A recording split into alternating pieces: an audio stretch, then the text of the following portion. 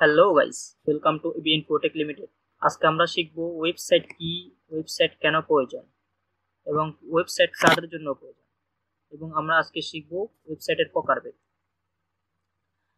আমরা অনেকেই আছি, আমরা ওয়েব ডিজাইন শিখতে চাই, কন্টেন্ট ওয়েব ডেভেলপমেন্ট যাকে বলা হয়, আমরা এই জিনিসটি শিখতে চাই, কিন্তু সঠিক স্ট্রাকচারের অভাবে, সঠিক গাইডলাইন্সের অভাবে আমরা এটা শিখতে পারি না। আমাদের কিছু বেসিক নলেজের প্রয়োজন এই সম্পর্কে জানার জন্য। তো প্রথম ধাপ হচ্ছে, আমরা যারাই ওয়েব ডিজাইন শিখতে চাই তারা প্রথমত আমাদেরকে জানতে হবে ওয়েব ডিজাইন কি। ওয়েব ডিজাইন হচ্ছে ওয়েবসাইট ডিজাইন।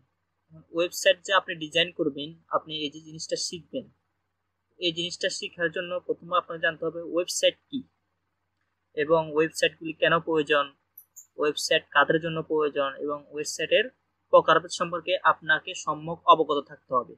আপনি প্রথমে বেসিক নলেজগুলো পেয়ে যাবেন, এরপর আপনি ধাপে ধাপে এগোবেন। তো প্রথমত আমরা শুরু করি ওয়েবসাইট কি। এখন আমরা সচরাচর আমরা ক্রোমে, ব্রাউজারে, ফায়ারফক্সে, মোজিলা ফায়ারফক্স এবং অন্যান্য ব্রাউজারে ভিজিট করি কোনো একটা প্রয়োজনে, কোনো একটা জিনিস সার্চ দিই। এখন ওনারা সঠিক সংজ্ঞা যায় না যে ওয়েবসাইট কি। এখন ওয়েবসাইট হচ্ছে এমন একটি প্ল্যাটফর্ম, এমন একটি পৃষ্ঠাগুলির সমষ্টি। ওয়েবসাইট হচ্ছে এক কথায় পৃষ্ঠার সমষ্টি, যেখানে অডিও, ভিডিও, কন্টেন্ট, ইমেজ থাকে, এবং এক কথায় বলতে গেলে সার্ভারে অডিও, ভিডিও এবং কিছু পেজের সমষ্টিকেই বলা হয় ওয়েবসাইট।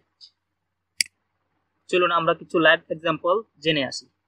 যেমন ধরেন, আমি এখানে ক্রোমে ঢুকলাম, ক্রোমে ঢুকার পরে আমি চার্জ দিলাম।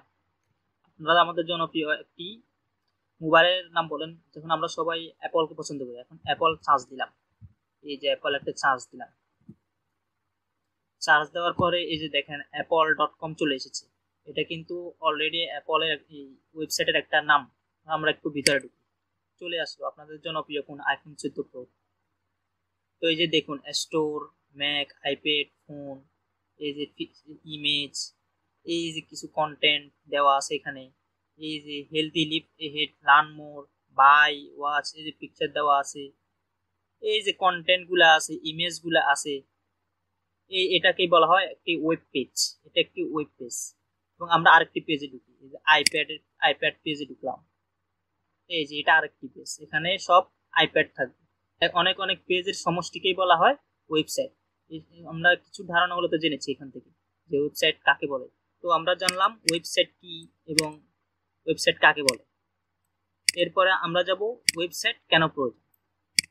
এখন দেখেন, আমরা এক একজন ব্যক্তিত্বের অধিকারী। কেউ আমরা ব্যবসা করি, কেউ আমরা ডাক্তারি করি, কেউ আমরা শিক্ষকতা করি, অনেকজনে অনেক পেশায় নিয়োজিত।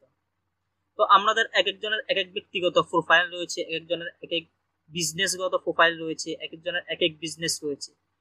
আমরা চাইলে এই যে বিজনেসগুলা, আমাদের পরিচিতিগুলা বাড়ানোর জন্য ওয়েবসাইট ব্যবহার করতে পারি। ওয়েবসাইটে আমাদের বিজনেসের কন্টেন্টগুলো দিতে পারি, তখন আমাদের বিজনেসগুলা প্রসার হবে এবং মানুষ এই ওয়েবসাইটের মাধ্যমে আমাদের সাথে যোগাযোগ করবে, আমাদের পণ্য কিনবে, অথবা আমরা আমাদের ব্যক্তিগত পরিচয় এবং রিসিউম, যাকে পোর্টফোলিও বলা হয় এই যে ওয়েবসাইটের ভাষায়, আমরা আমাদের ব্যক্তিগত ইনফরমেশনও এখানে দিতে পারি, যাতে করে মানুষ আমাদেরকে চার্জ দিলেই আমাদেরকে পায়।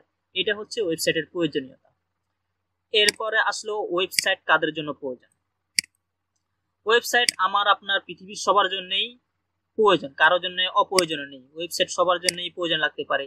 কেউ ব্যবসার কাজে ব্যবহার করতে পারে, কেউ বিজনেস এয়ার কাজে ব্যবহার করতে পারে, অনেক অনেক কাজে, যে কেউ পার্সোনাল কাজে ব্যবহার করতে পারে, কেউ ডাক্তারি কাজে ব্যবহার করতে পারে, কেউ শিক্ষকতার কাজে ব্যবহার করতে পারে, কেউ স্কুলের কাজে ব্যবহার করতে পারে।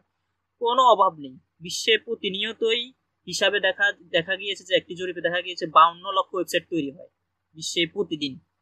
এত ওয়েবসাইট কোথেকে আসে? সবার এক একজনের এক এক রকম চাহিদা, ওয়েবসাইটের শেষ নেই।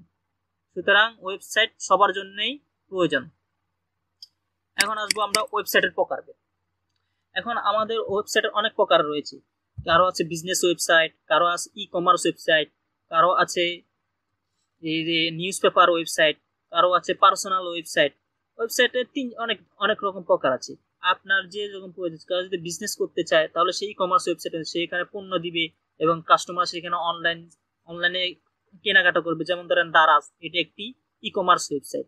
এবং নিউজ পোর্টাল হচ্ছে যেমন ধরে আপনি কালের কণ্ঠ সার্চ দিতে পারেন, জনবাণী সার্চ দিতে পারেন, দেখবেন ওখানে এগুলো, ওখানে অনেক ধরনের বাংলাদেশি নিউজ পোর্টাল ওয়েবসাইট আছে, এগুলো হচ্ছে নিউজ পোর্টাল ওয়েবসাইট। আপনার পোর্টফোলিও যেমন আমার আমার আইডি সার্চ দিতে পারেন, আমার ওয়েবসাইট সার্চ দিতে পারেন, যেমন rjir.com, এইটা সার্চ দিলে আমার পোর্টফোলিও ওয়েবসাইট পেয়ে যাবেন। এক এক রকম এক এক রকম ওয়েবসাইট। তো এই আপনার প্রয়োজনীয়তা ওয়েবসাইটের বিষয়টি নির্ভর করে যে আপনি কোন প্রকার ওয়েবসাইট চাইতেছেন, কোন প্রকার বিজনেসের জন্য, কিসের জন্য, তার উপর নির্ভর করে আপনার ওয়েবসাইটের প্রকারভেদ। সুতরাং আমরা এখানে ওয়েবসাইট সম্পর্কে জানতে পারলাম, ওয়েবসাইট কেন প্রয়োজন জানতে পারলাম, ওয়েবসাইট কাদের জন্য প্রয়োজন জানতে পারলাম, ওয়েবসাইটের প্রকারভেদ। সুতরাং আমরা মোটামুটি একটি ওয়েবসাইট সম্পর্কে একটি ধারণা তো পেয়ে গেছি। আলহামদুলিল্লাহ, এবার আমরা আমাদের ভবিষ্যৎ জীবনে website, web design, content, web development, website নিয়ে যখনই কাজ করবো অথবা জানার আগ্রহ থাকবে, আমরা এগোতে পারবো। এই যে বেসিক নলেজগুলো আপনাদেরকে দিয়ে দেওয়া হলো।